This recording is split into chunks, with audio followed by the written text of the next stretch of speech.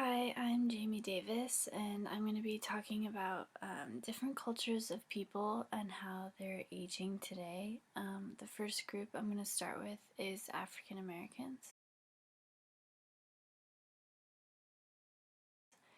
Um, African Americans are the largest minority group among older Americans. They actually make up 8.3% of the older population.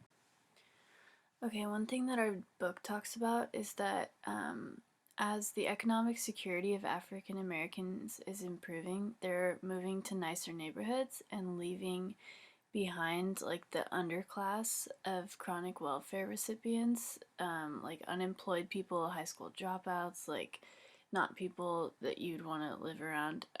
And so what it's doing is it's leaving the elders in these inner city areas to deal with the deteriorating neighborhoods and high crime rates, and like it's causing violence within the neighborhoods. Another thing that our book says is that African Americans are less likely to have adequate housing, especially when they're aging, and so they're more likely to be admitted to nursing homes than like white people are. Another thing the book talks about is that the number of middle class retired African Americans is actually rising.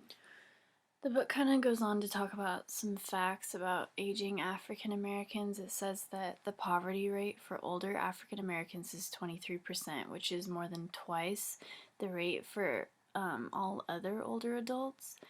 The difference has decreased somewhat in recent years, but unemployment rates are still higher for African Americans than they are for whites. It says the average African American life expectancy is 70.2 years compared to an average of 76.5 years for all of the other population groups. This difference is even greater among men. But the differences actually fade away if some things are held constant, such as marital status, income, education, or family size. One thing that I found to be interesting that the book said was that African Americans are more likely to value familism, which is a notion of family extending beyond the immediate household. This means that family networks are flexible and interchangeable, and like for example, grandmothers or aunts often take care of like the young kids in the family. The older family members are valued, like they respect their elders more, and religion plays a really important role for these types of families. This idea of familism being super family oriented actually takes place in Hispanic families as well, which is the next culture group that I'm going to talk about.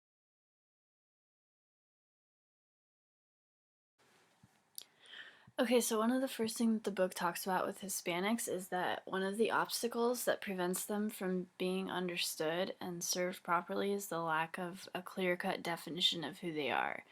Because there's so many different cultures that are classified as Hispanic, like there's Spanish, there's Mexican, there's Puerto Rican, there's all these different kinds of Spanish. It's hard for them to like be defined as a culture, especially when they're aging.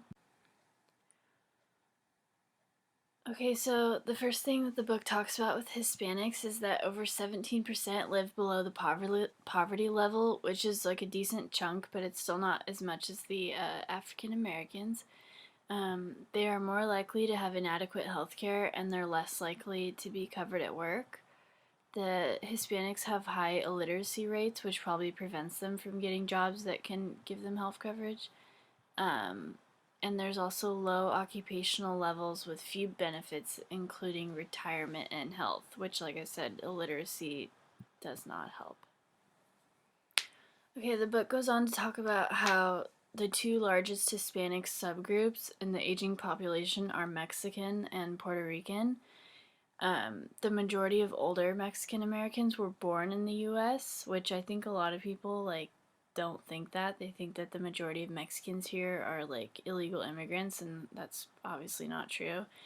Um, it says that foreign born elders may need more social and medical services, which can probably be a burden on the families living here or on their own finances. Hispanic American immigrants tend to live in urban areas, which is to be expected. And it says most Hispanics live in the four states: California, Texas, Florida, and New York.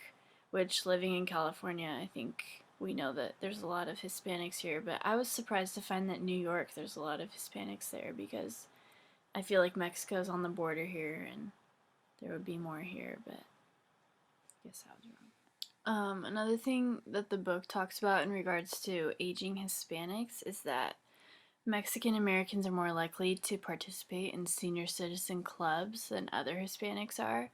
And it says Cuban elders are more likely to be politically active. So it depends on the type of Hispanic that people are. It reflects on like their personality and their interests.